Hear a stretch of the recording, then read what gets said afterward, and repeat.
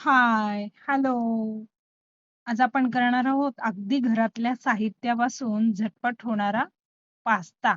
पास्ताचं साहित्य आहे, एक बाउलभर पास्ता घेतला आहे. गाजर, सिमला मिरची, टोमॅटो, कांदा, कोथिंबीर, टोमॅटो सॉस आणि मॅगी मसाला. आपण काय केलं, पहिले पाणी उकळायला ठेवलं. पाणी छान गरम झालं आणि मग पास्ता घातला. तर 2 ते 3 मिनिटं पास्ता उकळत्या पाण्यात ठेवायचा आहे. त्यात तुम्ही तेल आणि मीठ घालायचं. थोडं तेल, अगदी 3 ते 4 थेंब तेल घालायचं. जेणेकरून पास्ता चिकटणार नाही एकमेकांना आणि मोकळा होईल. बघा आता आपला छान पास्ता शिजला आहे. पास्ता पाण्यात टाकल्यावर तो शिजल्यावर जरा मोठा होतो म्हणजे फुलतो. आता आपण त्याला गाळणीने गाळून घेणार आहोत आणि थंड पाणी ओतणार आहोत त्याच्यात. बघा आता गाळणीमध्ये काढला आहे, छान गाळून घेतला आहे. आणि आता एका बाजूला कढईमध्ये तेल घातलं. तेल छान तापलं आहे. तर त्यात आपण बारीक चिरलेला कांदा घालणार आहोत. सर्वप्रथम कांदा आणि गाजर, सिमला मिरची आणि टोमॅटो हे सर्व साहित्य अगदी बारीक कापून घ्यायचं. जितकं आपण बारीक कापाल ना, ते छान तेवढं मऊ होतं आणि पटकन शिजायला मदत होते. तर आपण कांदा घातला, थोडासा परतवलाय, त्यात आपण सिमला मिरची घालणार आहोत. सिमला मिरची ही बारीक कापून घ्यायची. गाजर घालणार आहोत. गाजरही अगदी बारीक कापून घ्यायचा आणि हे सर्व साहित्य छान मिक्स करून घेणार आहोत आपण तेलामध्ये.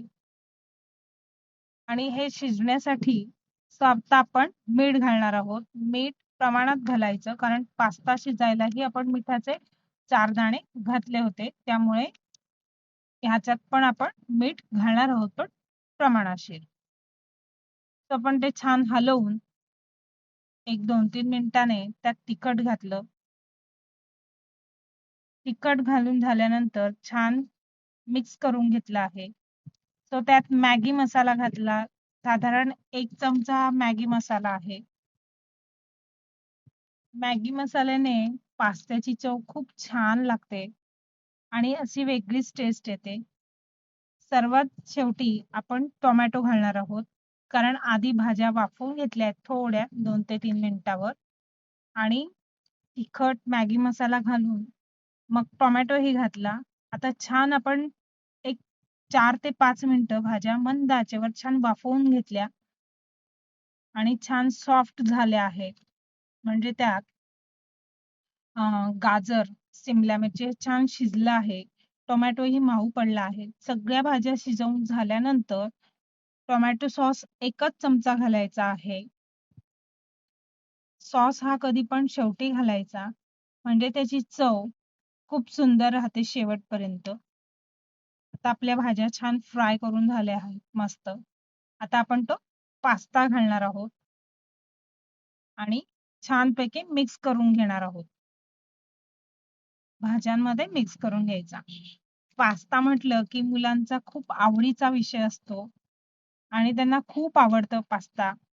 तो तुम्ही डब्यातही देऊ शकता. कारण पास्ता झटपट होणार आहे. अगदी घरातल्या साहित्यापासूनच मी तो बनवलेला आहे. त्याला आता मुलांची काय सगळ्यांचाच आवडता पदार्थ म्हणजे कोथिंबीर. तीही आपण वरनं घातली. छानपैकी असा मस्त आपला सोप पास्ता रेडी झाला आहे खाण्यासाठी. बघा अगदी 10 मिनिटात पास्ता तयार झालेला आहे. सो तुम्ही पण असा पास्ता करून बघा आणि व्हिडिओ आवडल्यास लाईक, शेअर, सबस्क्राईब करायला विसरू नका.